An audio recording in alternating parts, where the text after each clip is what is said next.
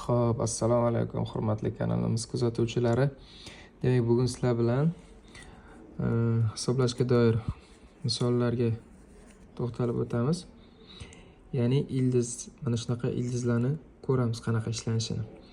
Qaranglar, demak, bu ifoda, mana shu ildiz ostidagi ifoda bu kvadrat ildiz bo'lgani uchun nimanidir kvadrati. Shu nimani kvadrati ekanligini topishimiz kerak shu ildiz ostidagi ifodani. Xo'p, bu uchun bizga mana formulamiz kerak bo'ladi. A minus b ni kvadrati, demak a kvadrat minus 2ab plus b kvadratga teng, to'g'rimi? Demak, mana bu yerda 17 da a kvadrat bilan b kvadratni qo'shib yashirib qo'ygan. Demak, bu yerda nima qolyapti? 2ab qolyapti. Demak, mana bu 12 ildiz ostida 2, demak bu 2ab ga teng bo'lishi kerak.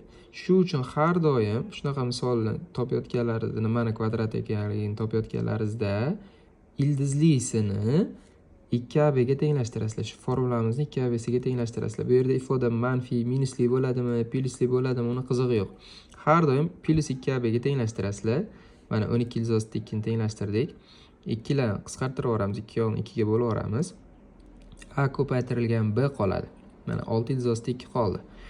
Endi mana shu 6 ildiz ostida 2 necha karra necha deyish mumkin shu 6 ildiz ostida 2 ni? O'sha versiyalarni yozib chiqasizlar mana. 6 ildiz ostida 2 karra 1 deyish mumkin. Birinchi navbatda shu eslaringizdan chiqmasin, shu yerdagi ifoda nima bo'lsa, o'shani o'zi ko'paytirilgan 1 ni olasizlar har doim. Keyin bo'ldi.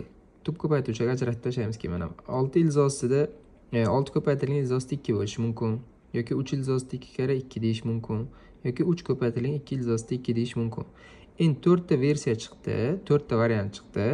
Shu 4 ta variantdan qaysi biri to'g'ri? Uni topish uchun qaranglar mana. Kattasini a deb olamiz, kichkinasi b. Mana a kvadratga b kvadrat qo'shsak 17 chiqishi kerak.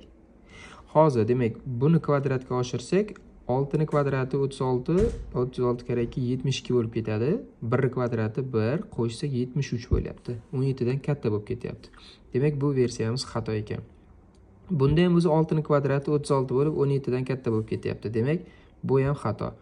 Bunda ham mana 3 ildiz ostida 2, buni kvadrati o'zi 9, 9 kare 2 18 bo'lyapti, 17 dan katta bo'lib ketyapti.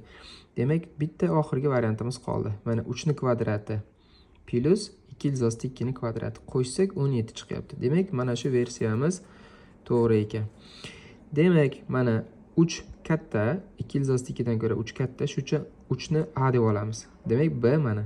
Bo'ldi. Demak, bu a minus b ni mana o'rtada minus bo'lgani uchun minus qo'yasizlar. Agar o'rtada plus bo'lsa, plus qo'yasizlar. 3 minus 2 ildiz ostida 2 ni kvadrati ekan.